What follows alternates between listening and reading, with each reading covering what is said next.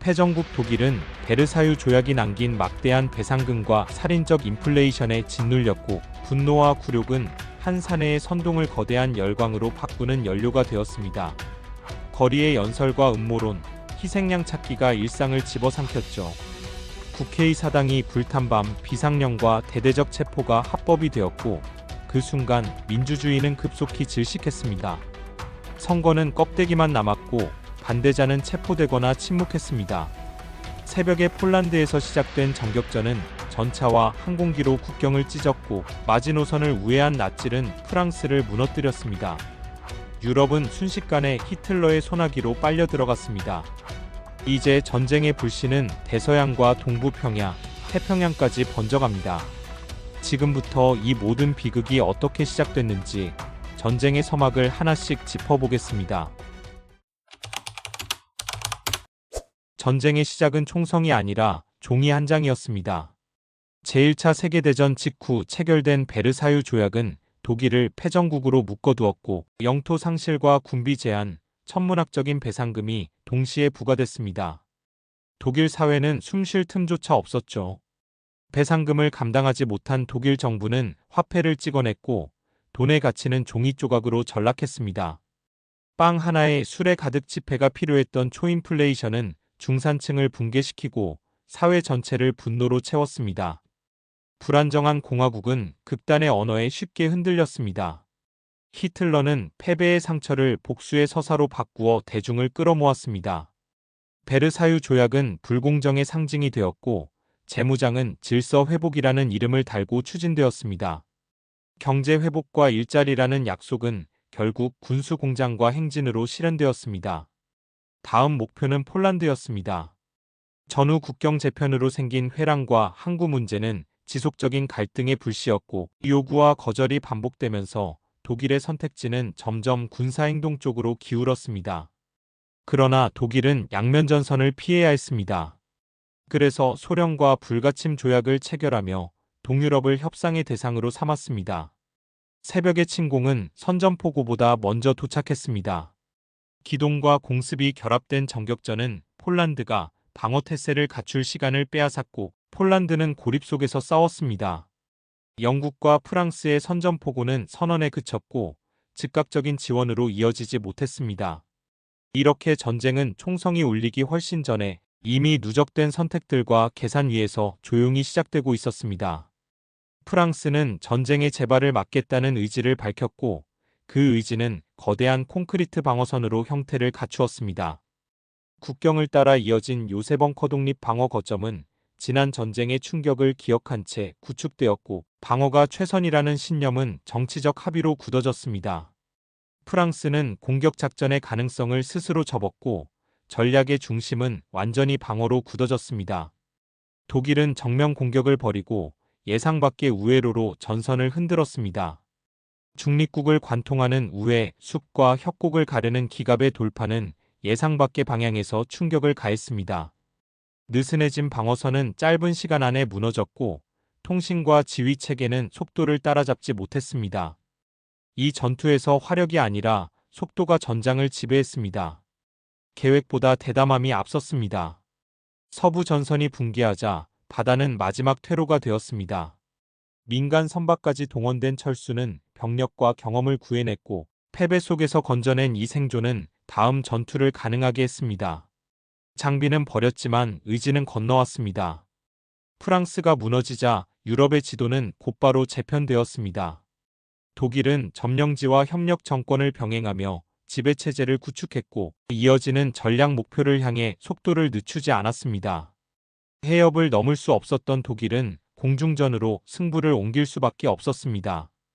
독일 공군은 영국 본토를 굴복시키기 위해 항구 비행장 공장을 집중적으로 공격하며 공세의 길을 열고자 했고, 초기에는 숫자와 성능의 우위가 성과로 이어지며 상륙 가능성이 현실처럼 보였습니다. 그러나 흐름을 바꾼 것은 보이지 않는 방어망이었습니다. 영국의 레이더 체계는 접근을 먼저 감지했고, 관제는 요격 전력을 정확히 배치했습니다. 제한된 전력을 효율로 전환한 이 방어 체계는 손실을 억제하며 독일의 공중전 일정 자체를 흔들어 놓았습니다. 밤 폭격이 늘어날수록 정확도는 떨어졌고, 독일의 타격은 기대만큼 누적되지 않았습니다. 상륙 계획은 연기되었고 전쟁은 장기전의 국면으로 접어들었습니다. 장기전은 결국 연료 식량 금속 인력의 총체적 소모전이었고 독일의 자원 계산은 점점 현실과 어긋나기 시작했습니다. 그 시선은 자연스럽게 동쪽으로 향했습니다. 넓은 영토와 막대한 자원을 한 번에 확보할 수 있다는 기대가 커진 것이죠. 불가침 조약은 결국 취약한 약속에 불과했습니다.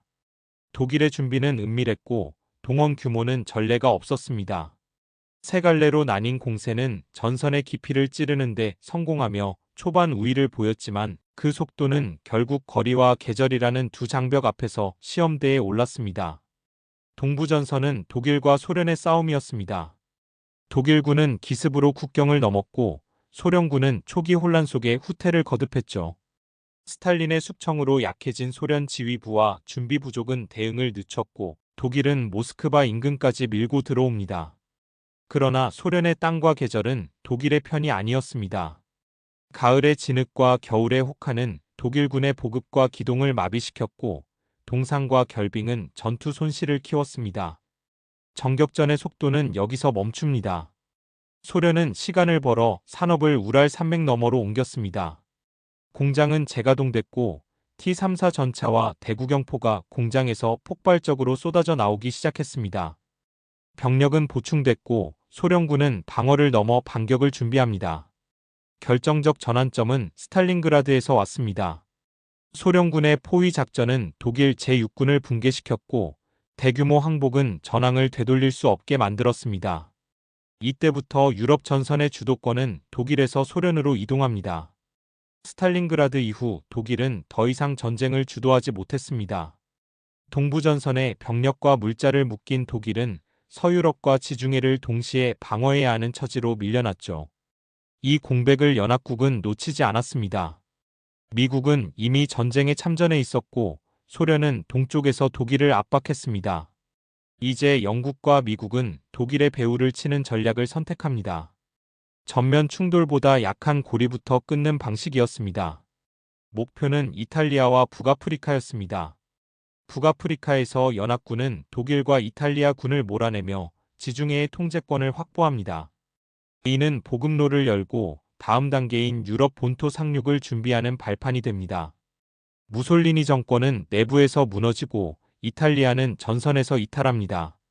한편 태평양에서는 일본의 공세가 전쟁의 범위를 한층 더 확대했습니다. 유럽에서 독일의 전세가 기울자 미국은 전력을 분리해 아시아 전선에서도 주도권 확보에 나섰습니다. 그 결과 전쟁은 국지전의 성격을 잃고 전 세계가 얽힌 장기 소모전으로 완전히 변모했습니다. 이제 전장의 압력은 북아프리카 태평양 동부전선을 동시에 흔들었고 전세는 점점 연합군 쪽으로 기울기 시작했습니다. 북아프리카에서 독일과 이탈리아 군을 몰아낸 연합국은 이탈리아 본토까지 전선을 밀어올리며 전쟁의 흐름을 되돌려 놓습니다. 동부전선에서는 소련이 독일군을 붙잡고 있었고 서쪽에서는 영국과 미국이 결정적 일격을 준비했죠. 독일은 이미 두 방향의 압력을 동시에 버티기 어려운 상태였습니다. 연합군은 먼저 하늘과 바다를 장악했습니다. 대규모 폭격은 독일의 공장과 철도를 끊었고 잠수함과 해군 봉쇄는 연료와 식량을 막았습니다. 생산량은 유지됐지만 움직일 수 없는 무기와 훈련되지 못한 병력만 쌓여갔습니다. 결정의 순간은 프랑스 해안에서 찾아옵니다. 미군과 영국군, 캐나다군은 노르망디에 상륙했고 공수부대는 후방을 흔들었습니다. 기만 작전과 기상 조건은 독일의 판단을 늦췄고 교두보는 끝내 무너지지 않았습니다.